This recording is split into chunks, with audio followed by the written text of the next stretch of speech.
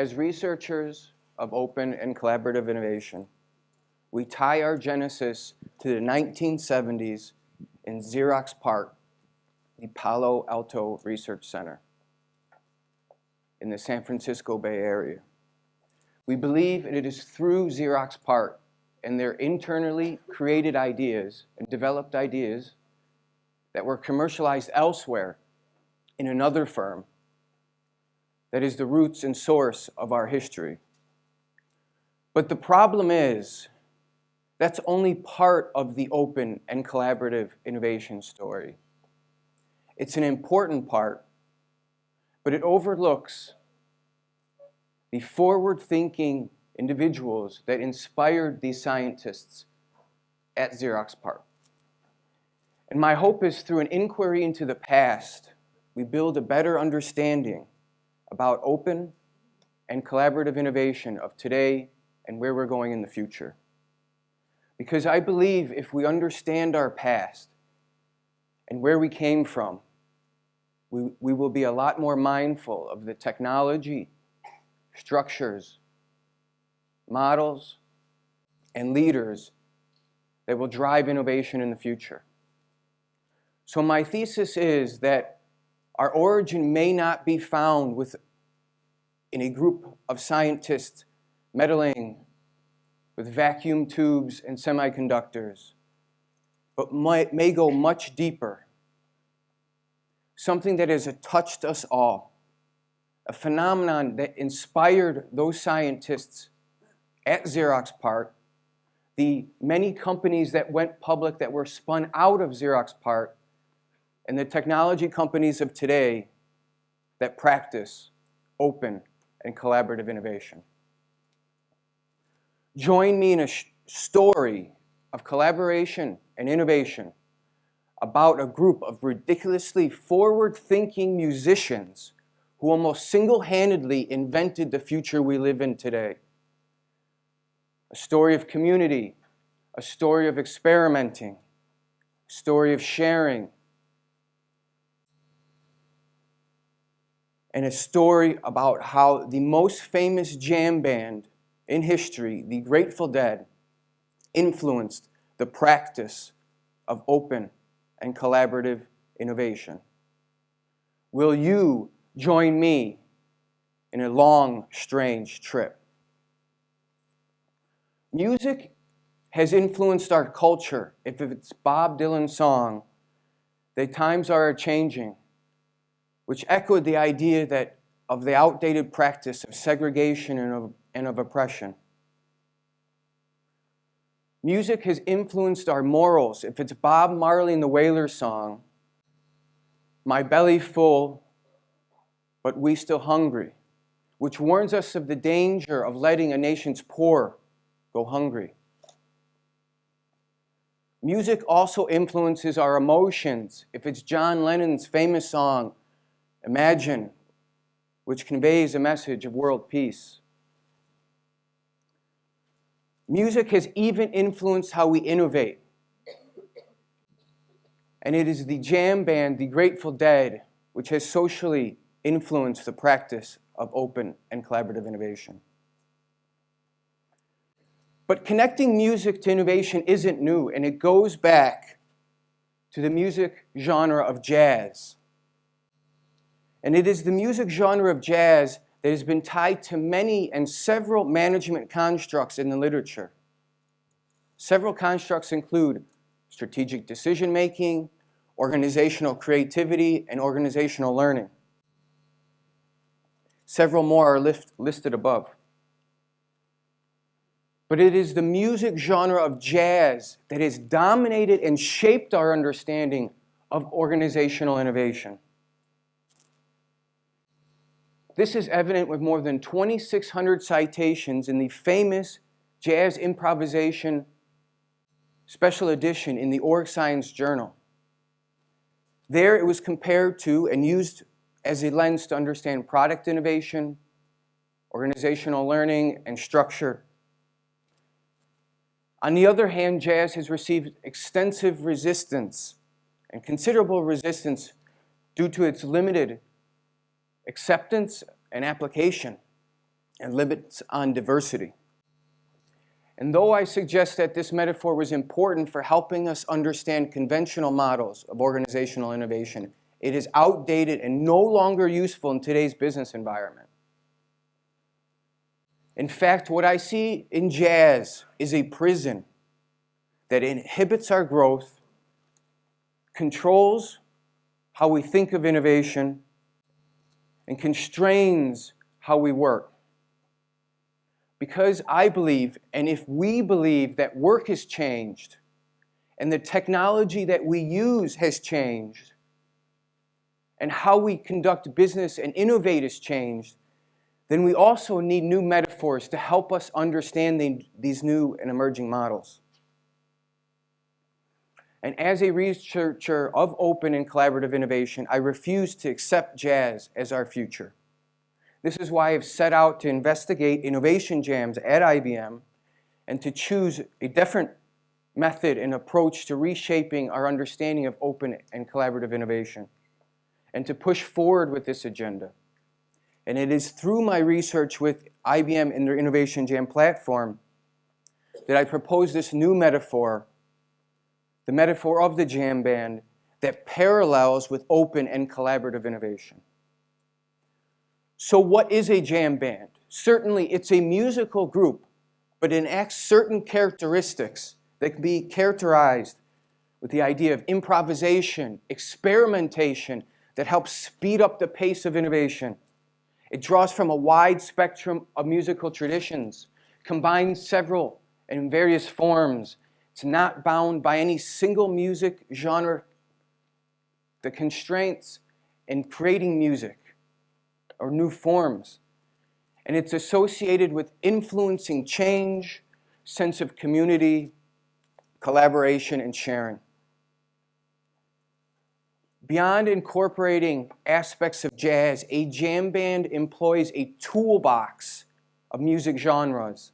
These include blues, reggae, funk, rock, bluegrass, and psychedelia. And it is the context of the music industry and the case study of the Grateful Dead that helps us view innovation through this jam band lens. And there's four main themes that help us in this investigation. One, the context of co-creating community. Two, sharing of intellectual property, experimenting and problem solving. And lastly, creating new business models. When we compare concepts of innovation to the music genre of jazz and a jam band, we find parallels, each related to different schools of thought or paradigms of innovation. It is here where we can see maybe jazz is tied to more closed models, and this jam band genre is embodying the essence of more open approaches or open and collaborative models of innovation. Such concepts may include this co-creative nature to community and this open and sharing of intellectual property. Formed in the San Francisco Bay Area in the early 1960s, the Grateful Dead, the most famous jam band in history, inspired its audience for 30 years.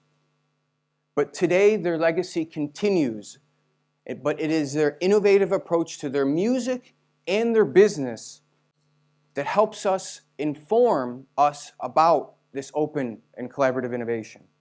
And here is how. The Grateful Dead embody this co-creative nature through allowing users or user innovation and its fans, also known as deadheads, to co-create with the band.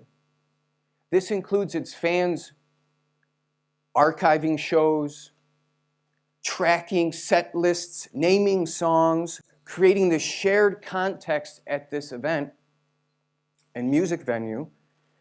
They even created a mailing and distribution network that they sent out for news and ticketing. And it was through this distribution network that the band forged this two-way communication with the audience or the deadheads and the band themselves. The band listened band listened to their fans, and the fans listened to them and shared their ideas. And one way they did this was creating a 50-tune list called the Grateful Dead Anthology. And it was the Grateful Dead fans that offered and suggested that list or list of songs and edited them and distributed them. And this was an example of the Grateful Dead listening to their fans.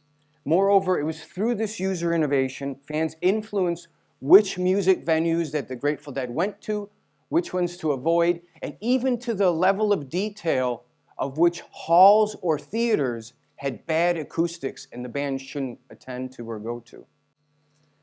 What was unique about the Deadheads, they were self-organizing and self-governing. At shows and even outside, they would police themselves outside of these sprung-up communities that evolved, where there were bazaars, selling merchandise, and a whole bunch of other recreational activities. This area was known as Shakedown Street, very famous because of this collaborative nature. This represented the blurring between the band and its audience, represented in this image above. Can you tell which people in there were the band members, the Grateful Dead, the roadies, the fans, or security? It's not so clear. Next, the Grateful Dead utilized a unique approach to intellectual property management that was never seen before. Imagine this. They allowed their fans and invited their fans to come, bring equipment, and record their live shows. These people were known as tapers. They went to an extent that they would even plug into the sound system for a better live recording. Once they recorded these live versions, they would share them freely with other Deadheads and fans, reminiscent of today's freemium model that technology companies are employing. We can think of many, Pandora or Spotify, where they offer a product or service for free. Next, today, just on archive.org, there's more than 11,000 live recorded shows that you can listen to, watch, that have been labeled and organized by these Deadhead fans.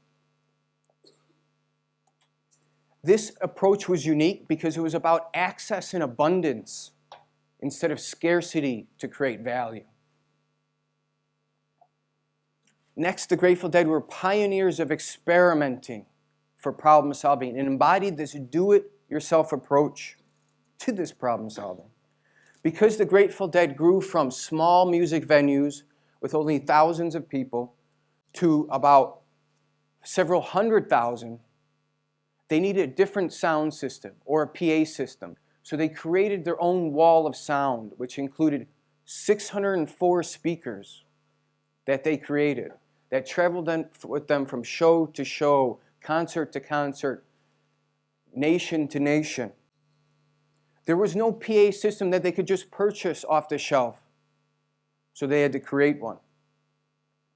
Other forms of experimenting including developing their own record label and building recording knowledge, and even having the Deadheads as early adapters to peer-to-peer learning, forms of the Usenet and ApartNet, early forms of the internet. Next, the Deadheads and the Grateful Dead turned the music industry upside down. They didn't rely on the traditional sales of records, but on touring and ticket sales in these live concerts. Without a top 10 hit up until 1987, the Grateful Dead played in more than 2,300 live shows and produced more than 36,000 songs, making sure that no show was ever the same experience. Complementing this touring approach model, the Dead became leaders in commercialization of merchandise not seen before. They even created their own merchandise division and sent out their Grateful Dead Almanac filled with non-music related products to 140,000 people quarterly, driving sales of up to 45 million per year. Grateful Dead, the band, Grateful Dead, the phenomenon, is a story of innovation and collaboration, a story of our history, a story of how music influenced open and collaborative innovation. And though our research paradigm is relatively new in the academic literature, researchers and practitioners of open and collaborative innovation may find great insight into looking into our past to discover where we'll be going in the future. And in the famous words of the lead singer and guitarist Jerry Garcia of the Grateful Dead, what a long, strange trip it has been.